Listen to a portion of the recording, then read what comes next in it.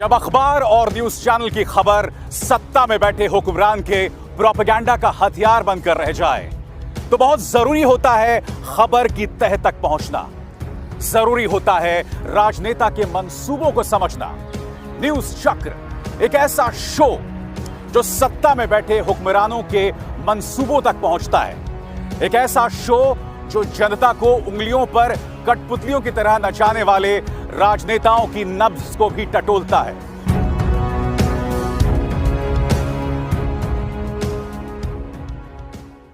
नमस्कार, बोल के लब आजाद है तेरे और मैं जानता हूं कि आप किस खबर का इंतजार कर रहे हैं। आप उस खबर का इंतजार कर रहे हैं कि बिहार में दूसरे चरण का मतदान खत्म हो चुका है और जिन 94 सीटों पर कल मतदान हुआ उसमें बढ़त किसको हासिल है। इस सवाल का जवाब मैं बस कुछ देर बाद आपको देने वाला हूं, मगर उससे पहले दोस्तों, कल जो हुआ उस पर मैं आपका ध्यान खींचना चाहूंगा। प्रधानमंत्री नरेंद्र मोदी ने फिर अपना वही पुराना राग अलापा है। फिर वही भारत माता की जय, फिर वही जय श्री राम। यानी कि प्रधानमंत्री नरेंद्र मोदी, एनडीए तो जीत रही है ना। कम से कम आपका पूरा प्रचार तंत्र तो यही बतलाने की कोशिश कर रहा है। तो फिर बिहार के चुनावों में जय श्री राम के नारे के बारे में क्यों आप जिक्र कर रहे हैं? भारत माता की जय के नारों में आपको शरण क्यों लेनी पड़ रही है? यानी कि एक बार फिर छद्म राष्ट्रवाद और धर्म का सहारा भारतीय जनता पार्टी ले रही है। उन्होंने कहा क्या, पहले आप सुनिए और फिर मैं उसकी व्याख्या करूंगा। बिहार को जंगल राज बनाने वालों के साथ ही उनके करीबी चाहते, क्या चाहते आपको पता है? वो चाहते हैं आप भारत माता की जय के नारे न लगाएं। सोचिए, हमारा देश, हमारी भारत माता, लेकिन ऐसे भी लोग हमारे सामने हैं जो भारत मां की जय बोलने से इनको बुखार आ जाता है। सोचिए, छठी मैया को पूजने वाली इस धरती पर जंगल राज के साथी चाहते हैं कि भारत मां की जय के नारे ना लगे। वो चाहते हैं आप जय श्री राम भी ना बोले। मैं ये जानना चाहता हूं कि महागठबंधन में ऐसा कौन सा नेता है जिसे भारत माता की जय कहने पर आपत्ति है या जय श्री राम का नारा लगाने में आपत्ति है। मुझे लगता है कि यह कहीं ना कहीं बतलाता है कि प्रधानमंत्री नरेंद्र मोदी नर्वस हो गए, और जब भी वो नर्वस होते हैं और जब भी वो राजनीतिक तापमान बढ़ाना चाहते हैं तब वो इस तरह की बयानबाजी करते हैं। बात यहां नहीं रुकी। मैं आपको बतलाना चाहूंगा कि मधुबनी में नीतीश कुमार की एक रैली में क्या हुआ। वहां पर उन्हें प्याज मारे गए, अनियन से उन पर हमला किया गया।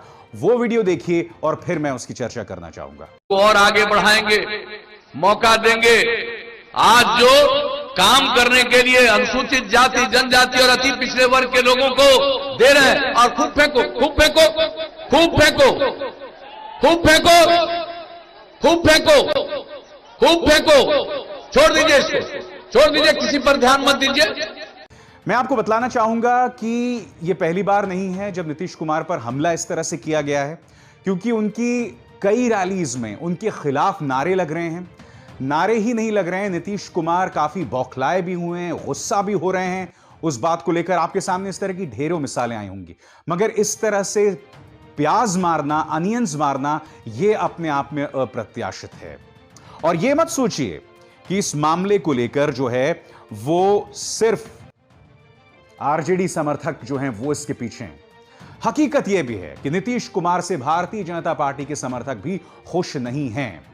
मगर मुझे एक बात की बहुत खुशी है कि इस बात को लेकर विपक्ष जो है ना, वो संवाद के स्तर को गिरने नहीं दे रहा है। क्योंकि जो हमला नीतीश कुमार पर हुआ उस पर तेजस्वी यादव, जो कि महागठबंधन के चेहरा हैं और मुख्यमंत्री पद के दावेदार, उन्होंने क्या कहा वो देखिए आपकी स्क्रीन पर।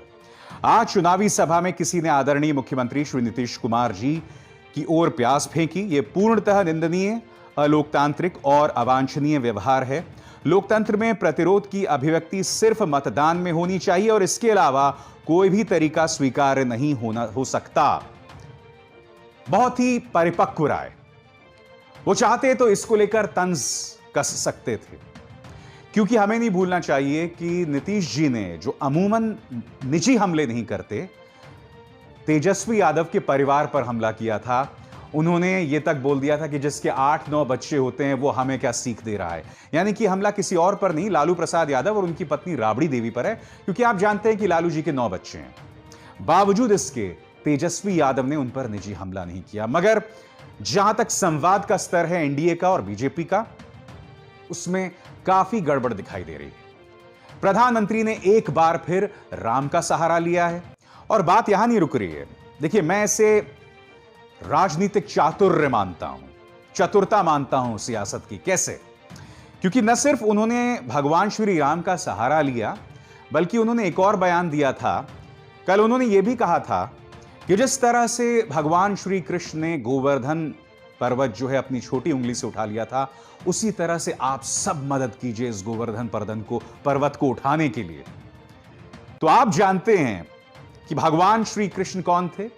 यादव थे। और कहीं ना कहीं प्रधानमंत्री नरेंद्र मोदी यादव वोटर्स को भी इशारा कर रहे हैं अपने इस बयान के जरिए। इसे मैं राजनीतिक चातुर्य मानता हूं, इसे मैं राजनीतिक चतुरता मानता हूं, जो प्रधानमंत्री ने जिसका प्रदर्शन किया है। क्या यह गलत है? मुद्दा यह नहीं है दोस्तों गलत है या सही है। मुद्दा यह है जब आप इस तरह के बयान देते हैं कि जंगल राज की बात करने वालों को भारत माता की जय का नारा लगाने में दिक्कत है या भगवान जय श्री राम का नारा लगाने में दिक्कत है, तो वो अपने आप में गलत है।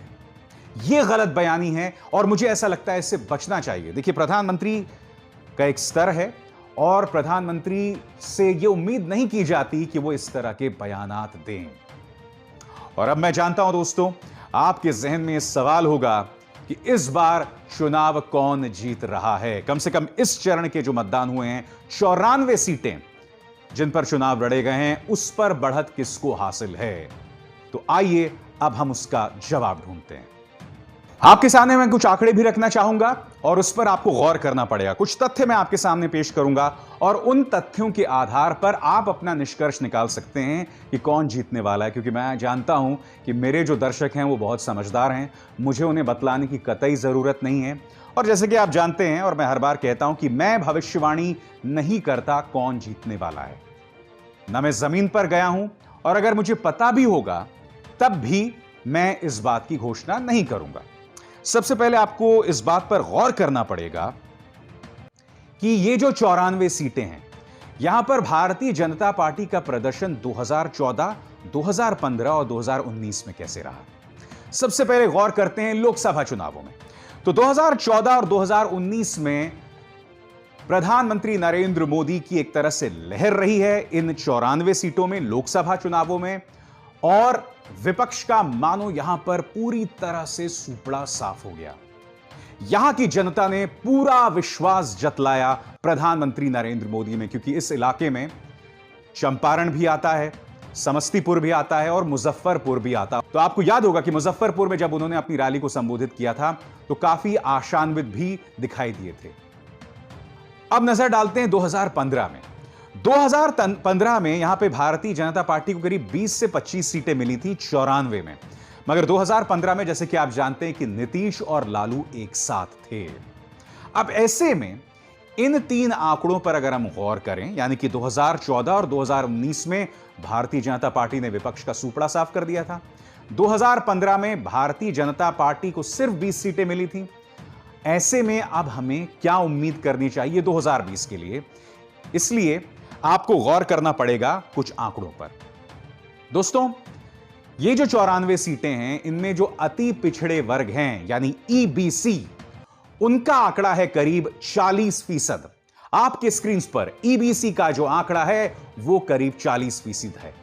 उसके बाद इन ईबीसी में जिनका आंकड़ा 40% है, उनमें करीब 124 सब कास्ट हैं, यानी कि छोटी छोटी जातियां इन ईबीसी के अंदर करीब 124 हैं। अब आपको कुछ और चीजों पर गौर करना पड़ेगा। वो क्या चीजें हैं?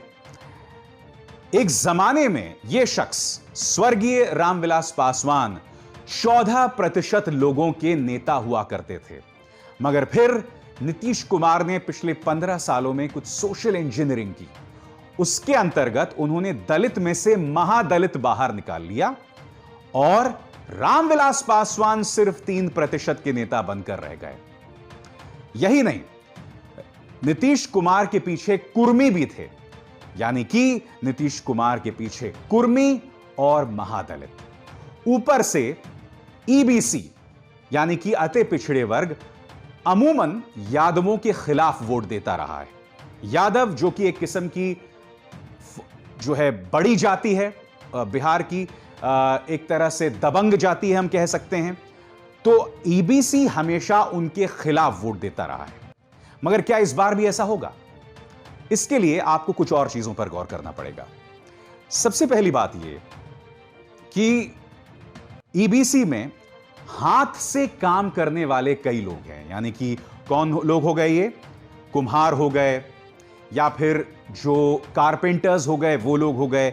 यही नहीं, इनमें से कई लोग बिहार छोड़कर बाहर नौकरियां कर रहे थे और जब लॉकडाउन की घोषणा हुई थी, आपको याद होगा कि कई लोग सड़क पर चलते हुए मुश्किलात का सामना करते हुए बिहार पहुंचे थे। ईबीसी में यानी अति पिछड़ा वर्ग में कई लोगों को इस बात की नाराजगी है कि अगर झारखंड में हेमंत सोरेन जो हैं वो अपनी जनता का ख्याल रख सकते थे, अगर योगी आदित्यनाथ बसें भेज सकते थे उत्तर प्रदेश की जनता के लिए जो अलग अलग राज्यों में फंसे हुए थे, तो नीतीश कुमार ने अपनी तरफ से हिचक क्यों दिखाई? लिहाजा ईबीसी में नीतीश कुमार को लेकर नाराजगी है। यही नहीं, मैं आपको यह भी बतलाना चाहूंगा कि तेजस्वी यादव ने जो 10 लाख नौकरियों की बात की है, उसकी गूंज कई जगह सुनाई दे रही है। तो बड़ा प्रश्न, जो अति पिछड़ा वर्ग है जिनकी संख्या करीब 40% है इन 94 सीटों में, क्या वो उन 10 लाख नौकरियों और लॉकडाउन में माइग्रेंट मजदूरों के साथ जो बर्ताव हुआ था, क्या उस आधार पर वो वोट करेगा? क्या वो नाराजगी सामने उभर कर आएगी? हमें यह देखना पड़ेगा। अब जमीन से क्या खबरें आ रही हैं, हमें उस पर गौर करना पड़ेगा। दोस्तों, जो मेरी तमाम पत्रकारों से बात हुई है जो इन 94 सीटों पर नजर डाले हुए थे और खासकर जमीन पर थे, उन्होंने मुझे 2-3 बातें कही। पहली बात, जैसा कि हम ये लगातार बता रहे हैं कि ये 94 सीट भारतीय जनता पार्टी का स्ट्रांग होल्ड है, यानी कि एनडीए का स्ट्रांग होल्ड है। सबसे पहली बात वो ये कह रहे हैं कि मुकाबला बहुत करीबी है, और मुकाबला करीबी का मतलब ये नहीं कि एक को 50 सीटें मिल जाएंगी और दूसरे को 44, नहीं, हर सीट पर मुकाबला है, यानी कि सूरत बिल्कुल पलट सकती है। मुकाबला करीबी है, इसका अर्थ यह है कि या तो भारतीय जनता पार्टी प्लस यानी कि एनडीए को 70 सीटें भी मिल सकती हैं, या बिल्कुल आधा आधा मामले में भी आ सकता है। मगर मैंने जितने भी पत्रकारों से बात की है, कोई भी, अधिकतर लोग, यह कहा जा सकता है इन 94 सीटों में महागठबंधन को बढ़त नहीं बता रहे हैं, यानी कि इन 94 सीटों में दांव पर लगा है एनडीए का। अगर एनडीए यहां पर 70 सीटें जीत जाती है तो यकीन मानिए उसका सत्ता में आना तय है।